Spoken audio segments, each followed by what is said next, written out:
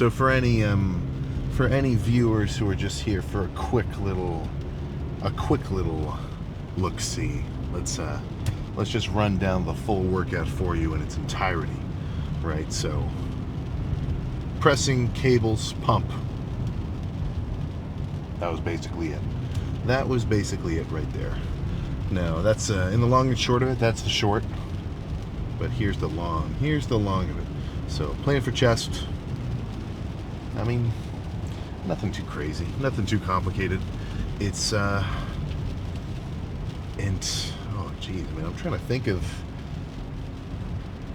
I mean, I don't really see anybody do any kind of weird workouts for chest. At least none that gets like fed through my feed or anything, you know. So when it comes to what kind of pressing and squeezing, whatever else, I think chest you've got kind of a good gradient of sets. Obviously, I think most of your heavy kind of tension-based work should come from pressing, right? But even moderate base tension stuff can still be solid with flies or like kind of a converging cable press. Really, I've got a couple of things.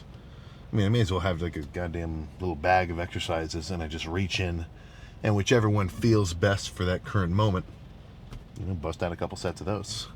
But similarly to back, I do try to specifically target my whole chest. You know, I'm not just only going to sit here and do decline flies. I feel like I'm missing out on some upper pec activation. So usually I kind of do a little bit of a back and forth. So if I start with you know, an Incline Smith machine bench, then I might counter that by doing some decline sort of squeezing flies, get a really big stretch of my lower chest. Plus, same thing in terms of the actual exercise itself. Switch it between pressing and flies and back to pressing sometimes. It's just a good little change of things. But yeah, apart from that, that's really all there is to it. You know, the magic isn't in like, okay guys, I'm gonna give you I've got a secret here. Don't share this with anybody, but if you want the Arnold chest, here's what you do. 2 sets of Incline Smith machine, 1 set of pec deck, 1 set of cable press, and then go to the mirror in the bathroom, get it very steamy, and write Arnold 3 times, and then boom, you're jacked. You know, not so much though. If it were that easy, I mean, that'd be pretty cool, right? But the real ritualistic part of it is before every set, you know, try to get fucking amped up and crazy. It is uncomfortable, like doing a set to failure. Not so much with a heavy set, like when I'm doing later when I'm gonna do like Incline Smith or whatever.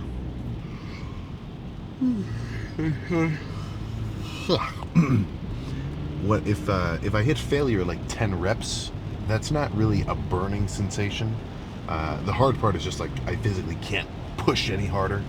But when it comes to you know, something like a more long form, like squeezing kind of set where you're really fucking burning, that's where if you can be a little fucking amped up and excited, you're gonna have a better time.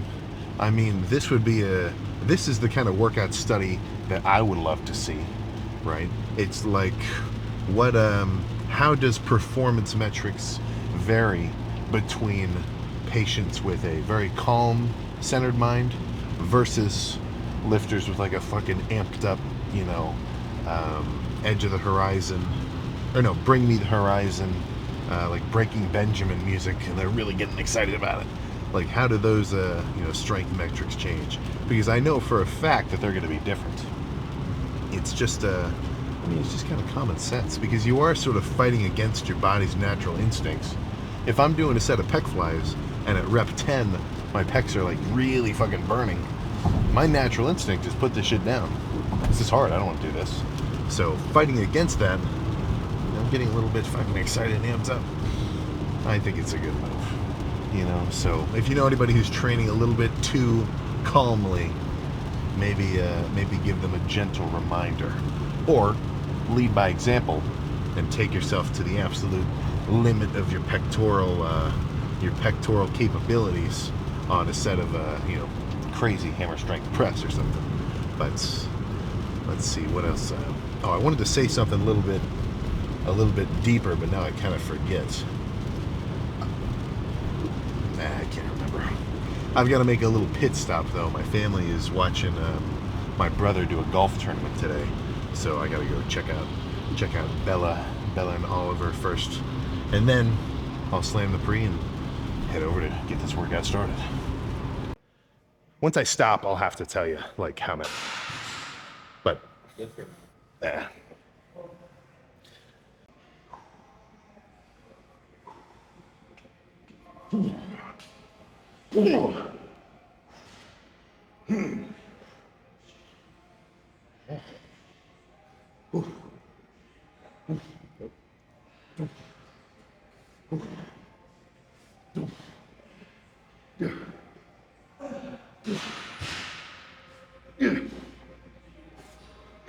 Come on. Yeah. Come on. You got it. Let's go. Come on.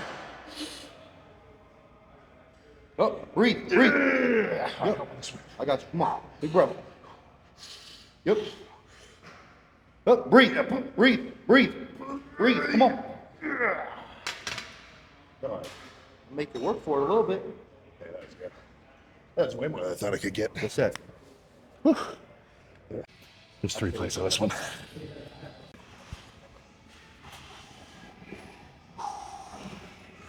Come on. Yep.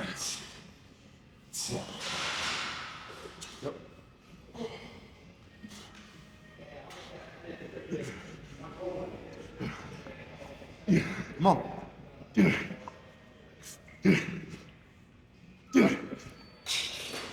Come on, big breaths. Let's go. Yep. Come on. Breathe. Let's go. Up. Inside. Yeah. All right, let's go. How many? 10, 12-ish? 50. 50? All right, let's do it. Big breaths. Come on. Yep.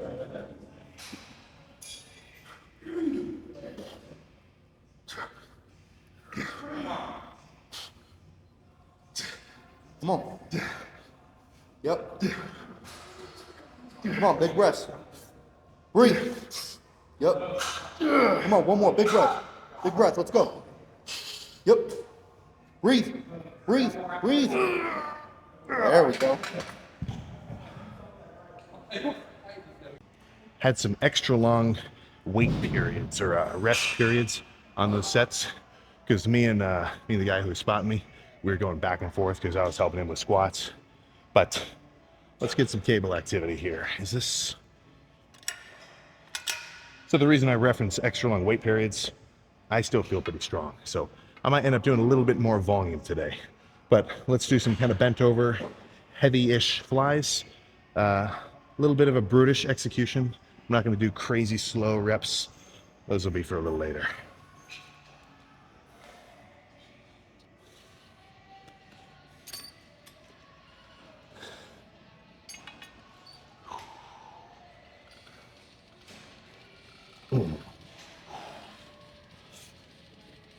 Yeah.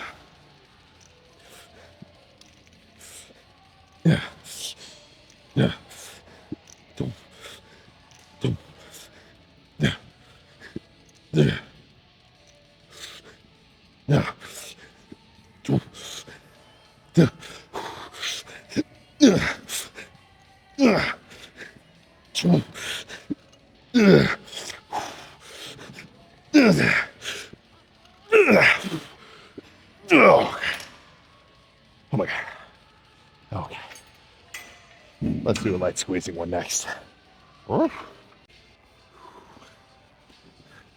not going to bend over so much during these. Like you could basically think of that last set as pretty much a regular front of body fly, like a pec deck. But this one, I'm going to stay a bit more upright and almost do a fly down here in front of my fucking, my hips instead of up here in front of my chest. And apart from the fact that it's hitting my chest in a different way, it definitely feels different. I can tell I'm getting pumped in a different way. Plus, it's a solid squeeze. I mean, you may as well be fucking. I can't think of anybody who does that pose like classically, but you may as well be sitting here. Bust out a fucking most muscular. But lightweight, this will be squeeze focused.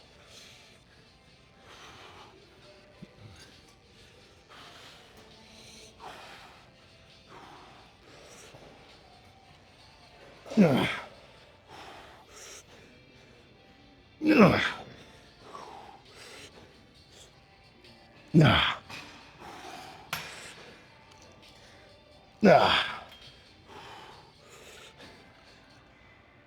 Yeah, yeah. Ooh.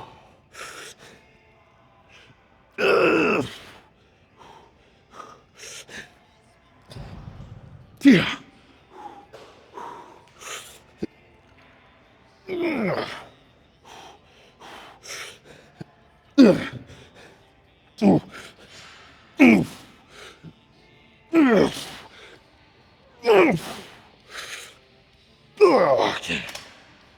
Oh.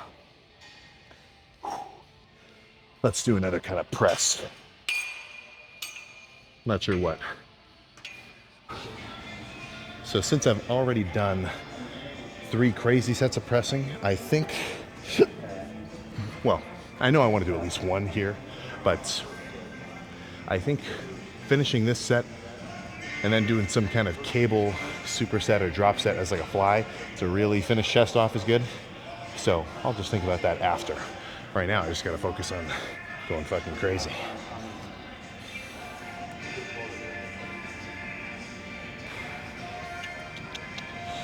I've been on a like 2000s, 2000s. Fuck, what's it called? It's not Garage Band. Oh, Guitar Hero kick. I'm talking Check Yes Juliet. I'm talking Barracuda. That's been going pretty hard. Good change of pace from all the fucking funk and rap I've been listening to. But I feel strong. Let's get 100 reps here. Nah.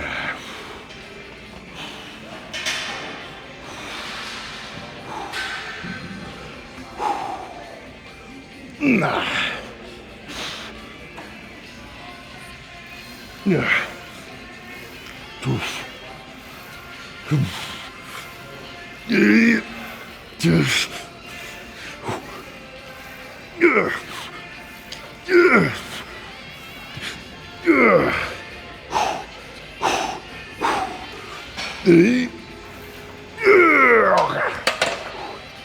I'm not done.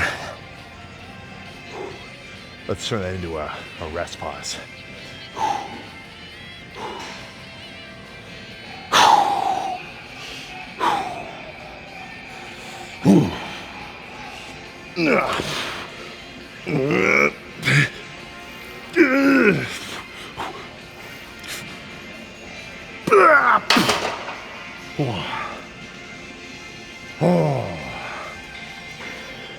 My chest feels really good today. All right, so this movement, this finisher has fully manifested in my mind. And for no scientific fucking reason, I just know this is gonna really burn out and let me pump up my chest. So I'm gonna start with single arm alternating reps of cable press, which usually I'm not a huge fan of. Usually with pressing, I'm gonna have my best sets doing both arms at once, evenly loaded. But since this is more of a squeezing based thing, I'll make an exception. So same weight that I'm gonna do the flies with, but I'm basically just gonna sit here kind of a yay angle or so. You know, this is like just about shoulder joint height, maybe a touch lower. 5 reps here, squeezing, not just throwing it around mindlessly. Flip my ass around, another 5, another 5, another 5. And once I feel decently kind of pumped and fatigued, then grab this other handle, burn out with sort of decline flies.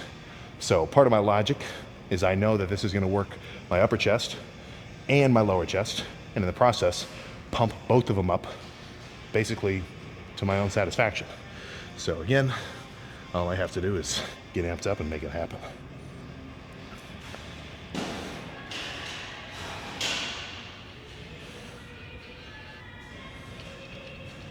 If I can find the song that I'm... Fuck, what was it called? Oh, crap. I think it was by... It was by Scorpion. Oh, shit, what's it called? Scorpion. Oh, yeah. Yeah, Rock You Like a Hurricane. Come on!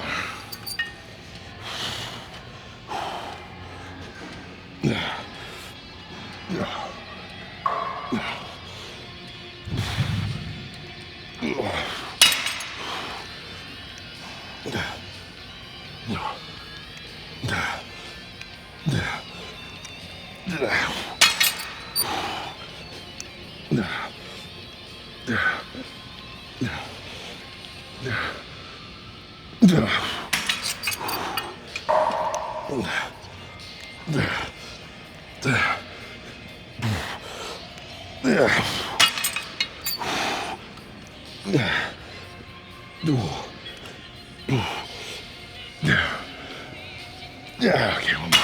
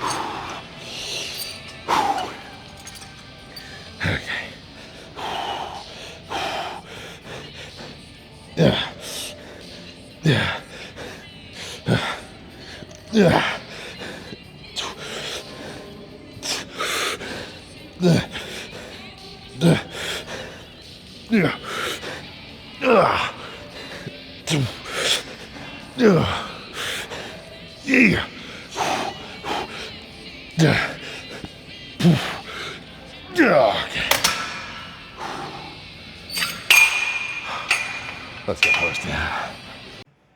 That was a chest day, which I can stand behind 100 fucking bazillion %. Heavy reps, light squeezing reps, good stretch. I'm getting a much deeper range of motion in all my pressing.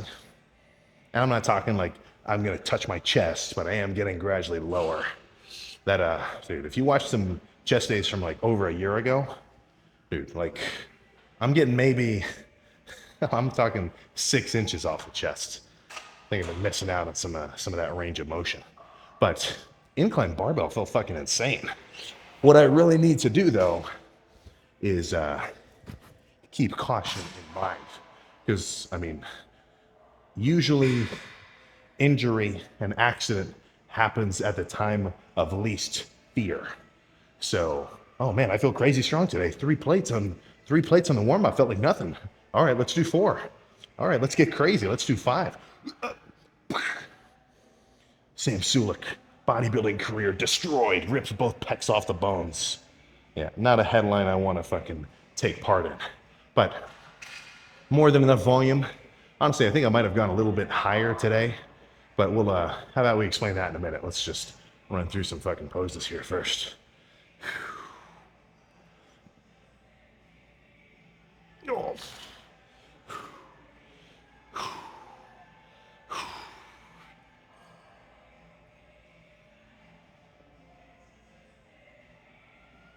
Oh.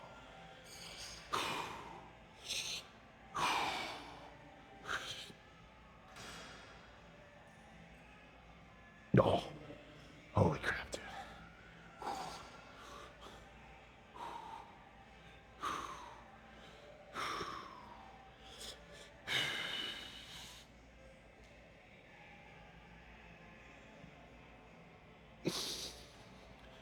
Oh. No better words to describe it. Strong, pumped, fatigued. And if you're ever in a situation where those words apply, then you need to be ramping yourself up for some food. So let's head back to base and get some calories in. I have reason to fucking believe that those like month or so of like forearm training has actually paid off a little bit. I feel like my forearms have beefed up a little.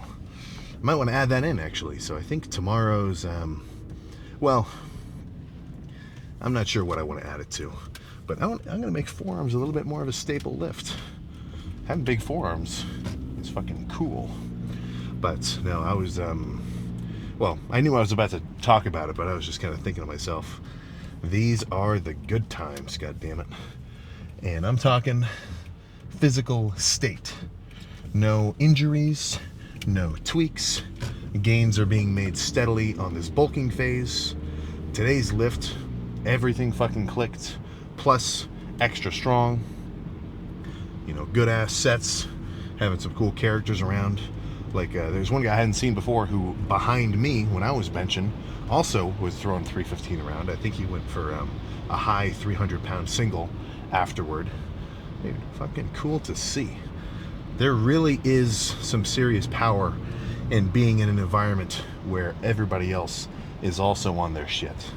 And usually I actually kind of talk against that, because obviously if you're in a gym and everybody is fucking killing it, then it's going to be easy to be motivated, because you're seeing the fucking, well, more like the makings of the proof in the pudding getting, you know, done right next to you.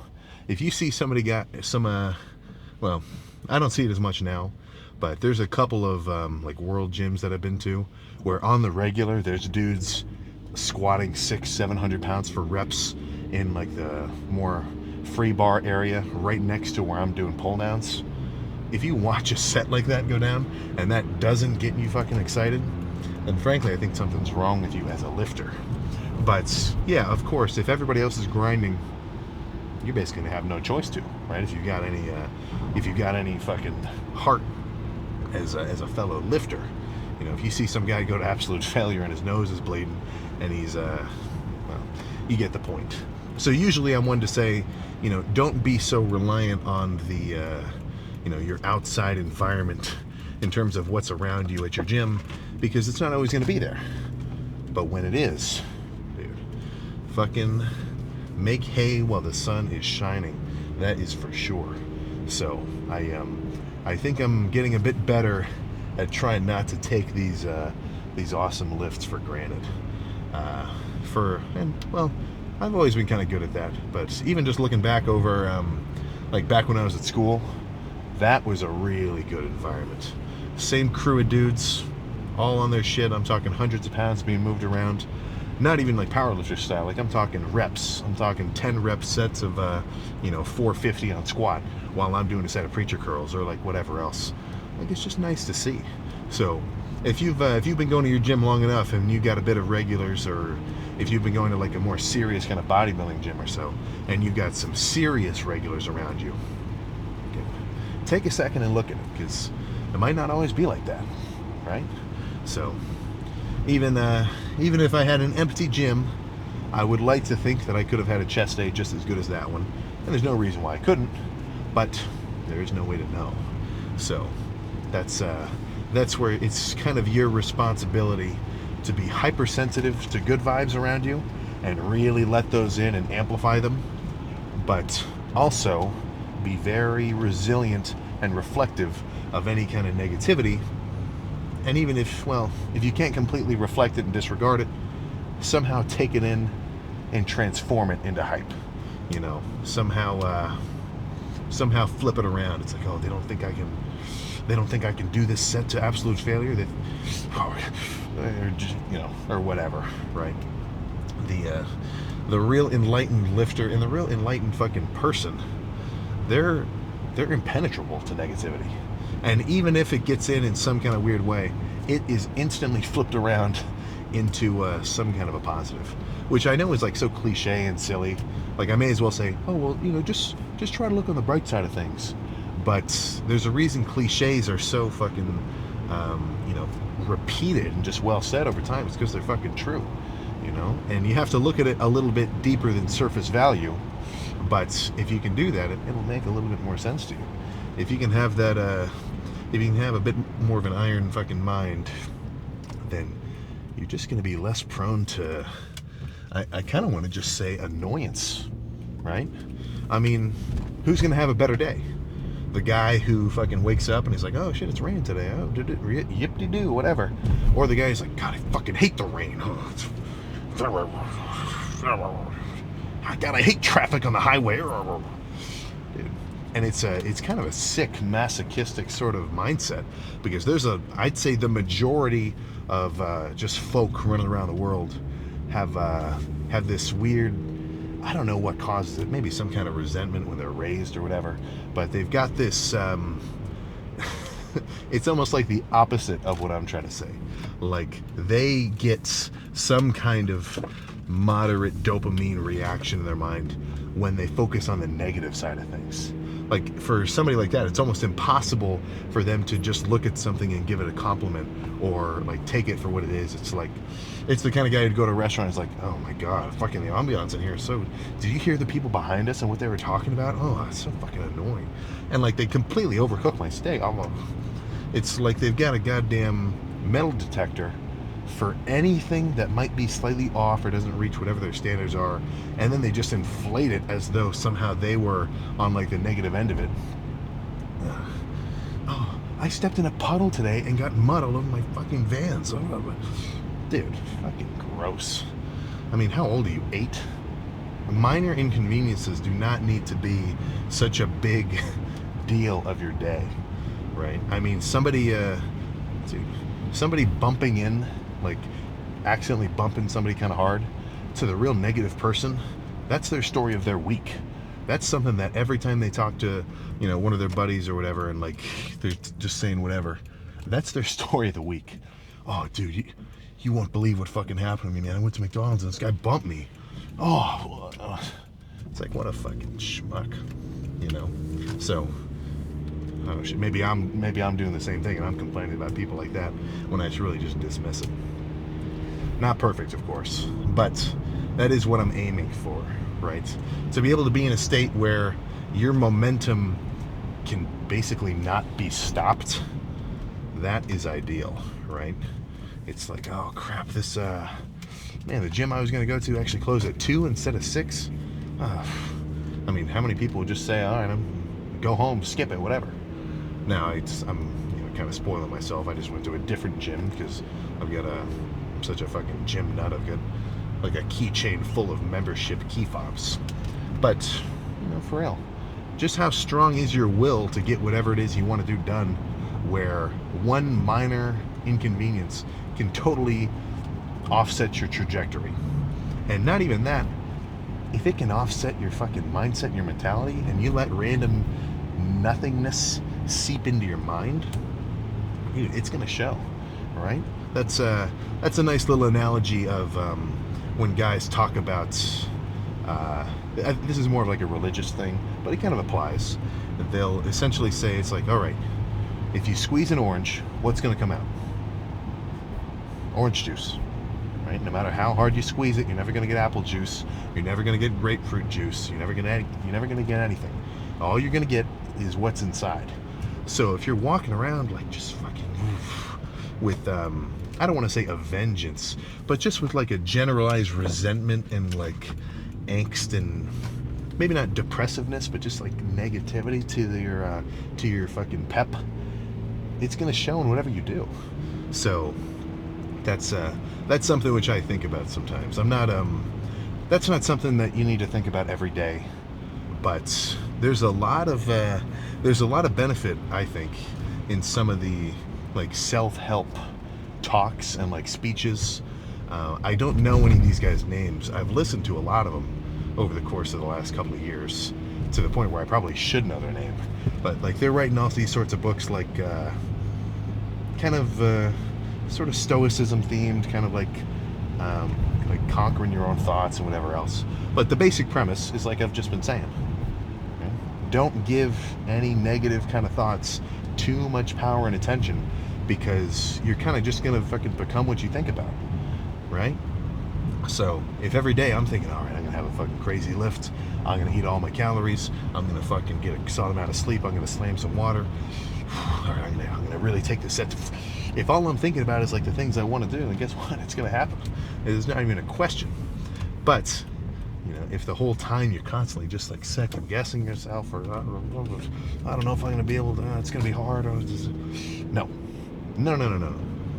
So that's my thoughts there. Maybe, yeah, I should probably try to find some of those guys, but don't take it too far, right? Like there's a limit to getting into any kind of niche, like changing your thought process kind of thing. Don't get sucked into anything like a cult. But there is some pretty serious changes you might see if you start to really think about what you're thinking every day, how you think about yourself, what kind of critiques you're making to yourself, and then how you want to actually take action to go about changing those. I'm going to stop talking about this in a second, but I feel like I just want to keep going. So if you and maybe, I'm not you, right? I'm not your dad either. You're your own guy. But I'll hear comments just across fitness and everything else. Obviously, that's what I'm like the most in tune with. And then I'll even hear kids tell me this, like not kids, like teenage dudes or whatever, a couple of times where we're talking about motivation, like what you're thinking about before your sets, and I'll hear the craziest shit. Like these guys are saying, and this is not a lot. This is just like a few, but these guys are like, dude, yeah, I need to like convince myself like I'm gonna be worthless, like I'm gonna be a piece of shit if I can't get this set, and in a way, that's motivation, but I think that's such a freaking weird way to go about it. Come on, you're that's putting yourself in a motivation of avoidance, right? That's like saying, okay, if I don't get this done, then I'm essentially punishing myself in my own mind, instead of rewarding yourself for being able to get it done, right? So, it's like, who do you think is going to get more into a hobby or like a sport? Especially like if you have kids or something. This is something I can see a lot when I was younger in like diving and gymnastics, and probably every fucking sport. If the guy's parents are really pushing him into it, and the kid doesn't really love it, he's doing it because they make him. How good do you think he's gonna be? He doesn't care. He doesn't. I don't want to say he doesn't care, but let's just say, for example, this kid does not want to play football. He does not want to be a fucking linebacker. His heart's not in it. He just doesn't want to do it, which is totally fine. He should find something that he does want to do. But if his only motivation to, keep practicing at it and improving or whatever else is just to avoid, like being ripped out, or what's the word? What's the phrase? Being chewed out like by his dad after a game or something because he didn't do well or he didn't block whatever, then that fucking sucks, man. The guys who get the most done are the guys who want it for themselves. Like, I want to get this because it just fucking scratches an itch in my brain. It's like, I know I can do it. It's and a lot of the times it is kind of a lucky trifecta of interest, long-term perseverance, right? Nobody's going to get jacked if they can only work out for a week straight. And also skill. When skill and interest meet, usually that's a pretty insane fucking combo. But they also kind of go hand in hand. If somebody has an innate skill for guitar, and like after 10 minutes of like playing with it, they kind of get a little bit of a knack, fuck, man, that guy could be the next Buckethead. Who could say no? So that's a hard thing to say. That's a hard thing to give advice on, because I'll get a ton of comments. It's like, Sam, how do you find the motivation to do these workouts? How do you find the motivation to keep going? Like, even when it's kind of hard to get down your meals, or like you feel like you're just kind of tired out, or maybe you had and you were irresponsible with your day, and now you've got to do a really late night lift. And I have a hard time really coming up with an answer for it, because like I just want to do it. Like it's my thing, A fucking fish is gonna swim and a bird's gonna fly. Like, I kind of feel like this is now my element, right? So it's just a little tricky. So that's where I think you should do a little bit of, maybe not soul searching, but it's kind of like interpersonal thought, just to maybe get a grasp on some of your own values and your motivations, and like your just what you think you can really get behind and why you're really doing stuff. Because the more, and I don't want to say self-conscious in like an anxiety way, that's not how I mean it, but if you can be more conscious about all the little details of some of the things you think about, and you know, what you do right and what you do wrong, that's almost more important, and somehow find the root cause, then usually if you can tweak that, dude, your fucking rewards will be endless. But you know, that's up to you, man. Right? Don't try not to live your life too, not complacently, but passively is a good word. And now I got to keep talking. It's very easy to do that. You know, ever since you were a kid, you know, no kid goes to preschool because they told their parents, like, I have a dream of going to preschool, and then I want to go to first grade, and then I want to make it to second grade, and then way later down the line, I bet I could go to high school. Oh man, that's what I really want. Like, that's, which, I mean, you're a kid, you don't know that shit. But what I'm saying is, we're all kind of brought up in a very just, like, you do this, and then you do this, and then you do this, and then you do this. It's like, where do you break that cycle where, okay, now you do what you want, right? You don't have to, you're not getting an hour of recess scheduled for you every day. You know, you got to be responsible for making that happen. So, something to think about. I kind of had that sort of juxtaposition of thought maybe 3-ish years ago, 4-ish years ago, when I was getting out of high school or so.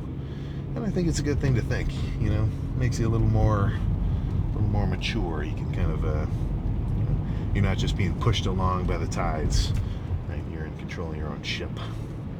But if that, so if that resonates with you a little, or if you kind of had that similar kind of experience, that is something which I would like to see kind of commented, because there's a certain, I think it's a pretty serious shift in how you like go about and enjoy your life when you go from just kind of going through the motions of how, you know, expectations are put on you to do things, versus now you're in control. It's like, okay, I better fucking step it up here. I'm not just coming here for my attendance so I don't get booted from, you know, high school.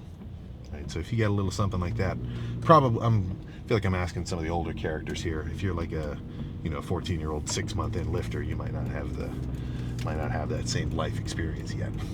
But yeah, that's something I'd love to hear. I'm going to be combing the comments for anybody if this is a real one-to-one with you specifically. But plan now, eat some more, probably eat 2 more times, drink a serious amount of water, and then have a crazy night's rest before back day tomorrow. Perfect day to bulk day 105. So I'll see you for a back pump.